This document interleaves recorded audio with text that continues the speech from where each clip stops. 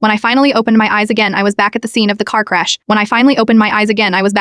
car crash. Cold sweat ran down my forehead, and my abdomen felt as though it were being torn apart by an unseen force. The burning, unbearable pain dragged me from the nightmare of my past life. Dragging my weary body across the floor, I crawled toward the phone just out of reach. The impulse to call my husband, my emergency contact, and doctor gnawed at me, but I pushed to the side with trembling hands. I dialed emergency services. Each second stretched like an eternity, my heart sinking in despair as I waited helpless until the ambulance finally arrived. Just like in my past life, they brought me to the hospital where Aiden worked. I watched him tenderly cradling Lorelai in his arms, examining her injuries with meticulous care. It wasn't until after discussing her condition with the other doctors that he finally acknowledged mine. The doctor treating me had no warmth in his gaze, only cold disdain as he snapped at me. Sister-in-law Lorelai just arrived and you followed right behind. Was it really necessary to put on such a convincing act? I felt as though my insides were rearranging themselves, blood slipping from between my legs. Still, he ignored me, leaving me to tremble in agony. I reached out with what little strength I had left, grabbing a passing nurse's arm, tears streaming down my face as I begged for help, but the doctor stepped in, halting her in her tracks. Aiden, said she. I watched helplessly as the nurse walked away, my last shred of hope crumbling into dust inside me. The child kicked violently as if begging for my help, but there was nothing I could do to stop her from being torn from my body in my past life. After the crash, I had immediately called Aiden, pleading for him to operate on me. His incredible skills had saved me, but in doing so, he had missed Lorelai's call for help,